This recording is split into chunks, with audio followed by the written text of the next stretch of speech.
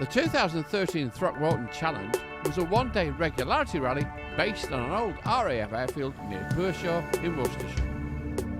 In many respects, it was like any other regularity event, in that it mixed a series of difficult navigational sections with a series of tests of ever-increasing complexity.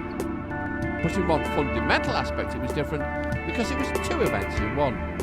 The first being the final round of the HRCR National B Rally Championship, for which all entrants need a competition licence, and a concurrently run and identical Clubman's event, for which entrants didn't need a licence, but which was a qualifying round of the Hero Cup, and a full entry of 100 cars would turn up to enjoy the day's action.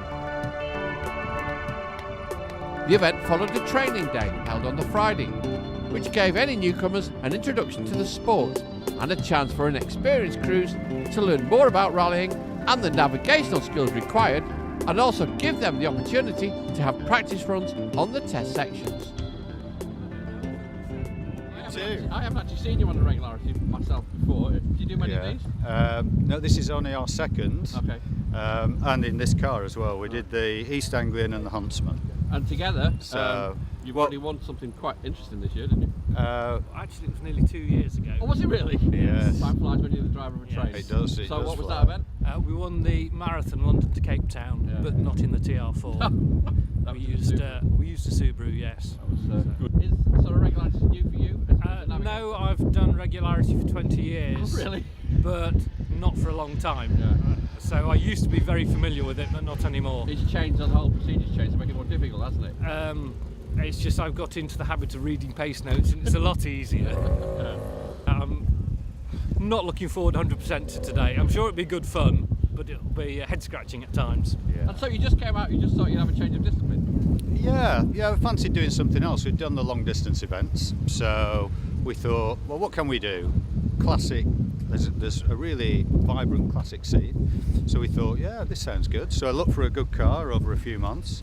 This seems to be good. It's only our second event, but it takes some getting used to. You're very tied to the car, but it's great. It's great. Yeah, I love it. In the HRCR section of the event, there were 3 competitors in with a chance of taking the championship. In pole position, though, was Matt Warren, in his first season of rallying.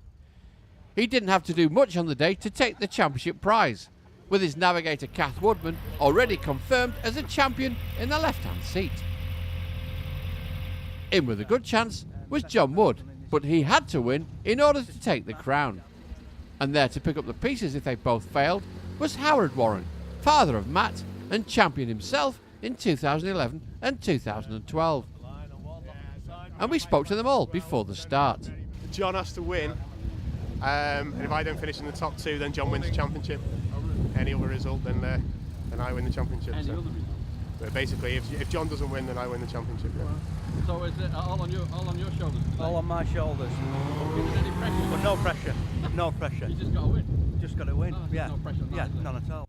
You've been champion 2 years on the trot this year. It looks like you might be watching yourself become champion. That'd be a bit of a turn up. Yeah, I lost the opportunity to carry on having the championship last week. We had a bit of a poor result last week on the Regis, but yeah, let's hope we keep going today and manage to get third or maybe a second. But obviously Matt's in the position of trying to win. Quite proud of him. Very much so. He has had a great season. I mean, he's had 5 wins, but unfortunately both of his retirements was when he was leading as well. So whatever the outcome today, he's done really well, and it's great to see the youngsters coming into the sport, and that's what we need really, because us old codgers won't be around forever. In the Hero Cup section of the event, the rally was anybody's to win.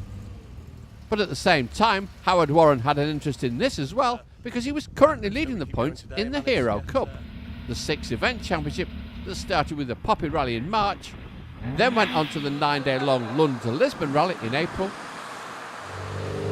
followed by the 6-day Classic Marathon in June, and now this, the 1-day Throckmorton Challenge.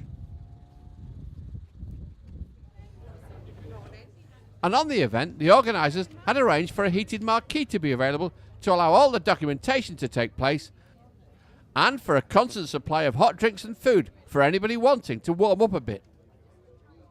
And at 8 o'clock the first car left, with Paul Richards and Peter Cox on board. So first away, Is it an honour and privilege, or are you scared to death? Yeah, a bit of both. Yeah, a bit nervous first. It is, yeah. First time ever, first car. So. Yes. Best of luck. Yeah, thank you. But poor old Richards and Cox didn't even make it to the end of the first test.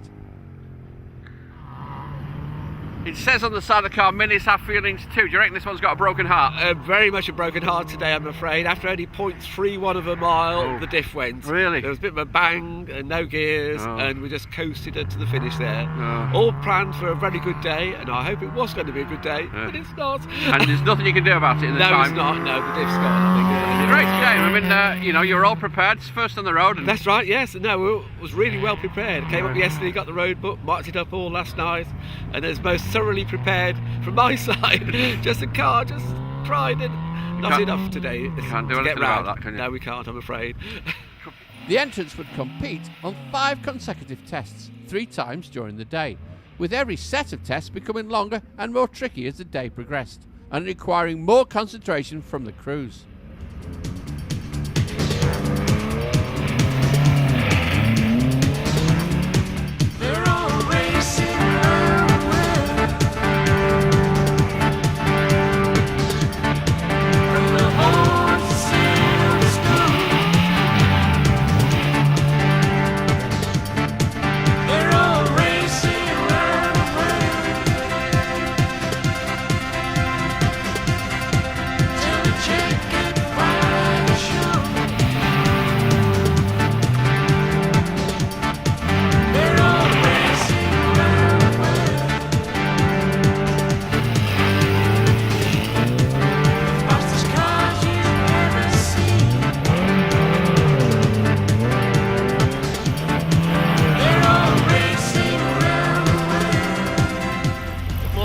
Not nervous in any way? Not at all. What's the point?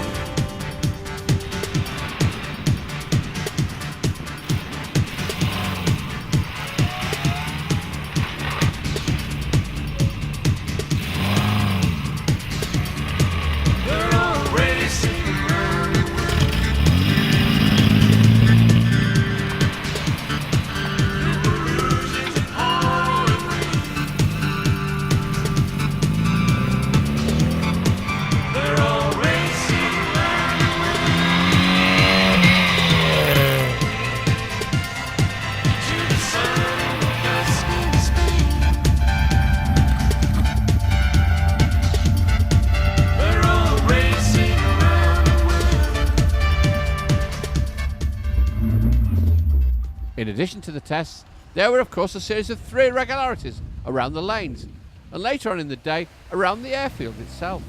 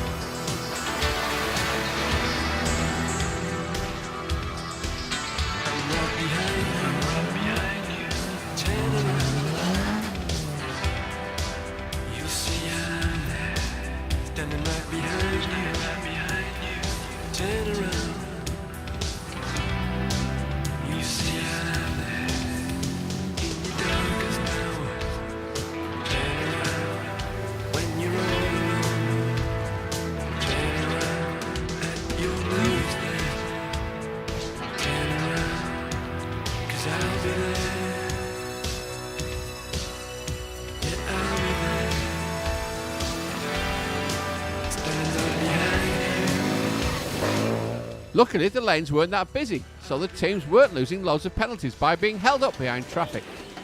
And even the few locals that they did meet were generous and patient.